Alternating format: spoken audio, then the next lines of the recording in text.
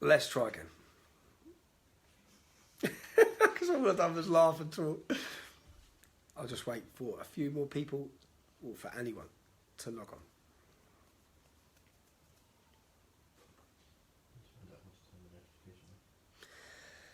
Oh, I'm knackered. Shattered.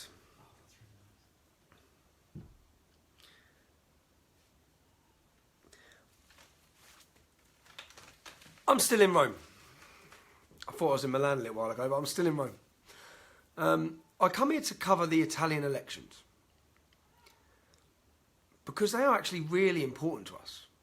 Because all of this migrant invasion, which is what it is, North African migrant invasion, orchestrated and organised by the European Union. The country pivotal to all that is Italy.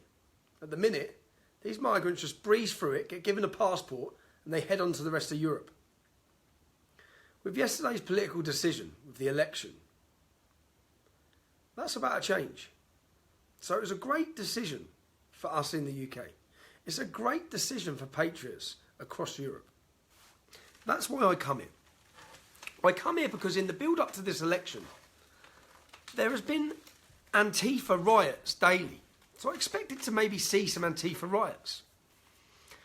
I started researching crimes by migrants and refugees in the city I'm in and in this beautiful country that I'm in. Let me just talk through, I'll give you 3 examples of crimes just in the last 6 months. A woman was in labour in a hospital in Italy.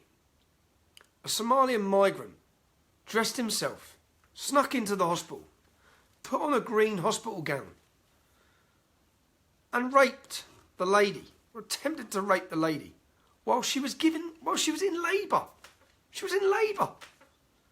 That's what's been invited into Italy. Another crime, all in the last 6 months. A man was on the beach with his girlfriend when 4 Muslim migrants beat him up and then held him, and he had to watch as these men gang raped his partner. Think about that. They beat him up and one by one they raped her and they made him watch. Another migrant, another illegal immigrant, another person who should have already been deported from this country.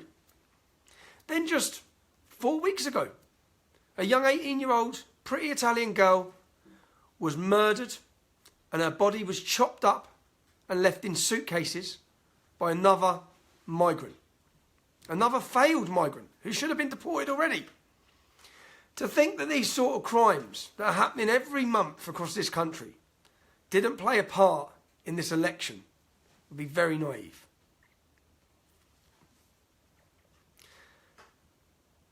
The third world has been invited and brought in to Europe. We are witnessing crimes and attacks upon our people that have never been seen before. Horrific horror stories. The sort of crimes you only see in South Africa are now commonplace in Italy, in Sweden. It's insane. Whilst I was here, I'd heard of a no-go zone in this city.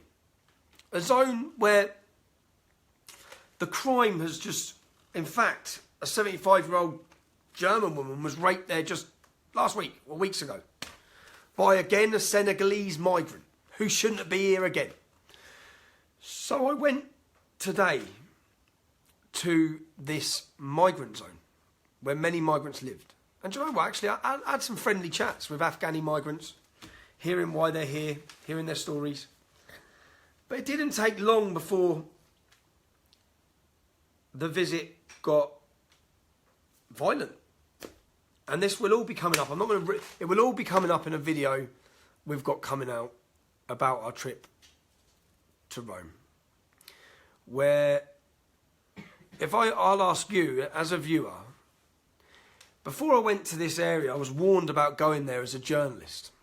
I was warned about bringing a camera there. I watched a video that showed a female journalist being violently beaten and dragged down the street by migrants. So we went there.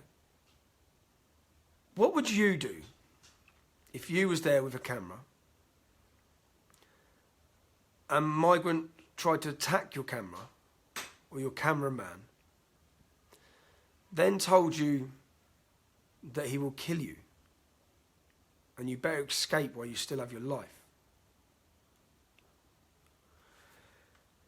You're going to see what happened when that, because you're going to see the video of what happened anyway. It's coming soon. You can follow it on my Tommy Robinson YouTube channel. Let's just say, yeah, I don't know how to say it. It wasn't a female journalist this time. So if you want to see that, it'll be coming out on YouTube soon. We'll take a few days to put it together. We're shattered. The lads have been non-stop working every day. I want to say a personal thank you to every single person who, since I left Rebel Media, because I wanted to go on the front line and see these sort of stories. I wanted to be my own boss and be in control of where I went and what I said. And that's what I wanted to do. So I left Rebel Media, and I want to say a special thank you to every single person since then who has showed us any support. Of course, we've just said to the lads, I want to visit over the next 12 months every one of these no-go zones, because I think it's important for people back home. Like I think it's important for people back home to see. If you don't live in Luton Town, it's important that you know what it's like in Luton Town.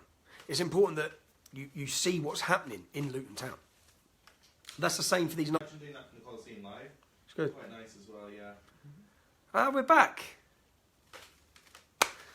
And I forgot what I was saying. Do you want to go to every no-go zone? That's it. I want to visit every no-go zone in Europe. It's important that the public and the people see what it's like. They see the hostility and they understand the problems that are there. And I wouldn't be able to do that. I wouldn't be able to be sitting here now. I wouldn't be able to have gone independent. I wouldn't be able to have the lads travelling with me. I wouldn't be able to do any of it. Editing.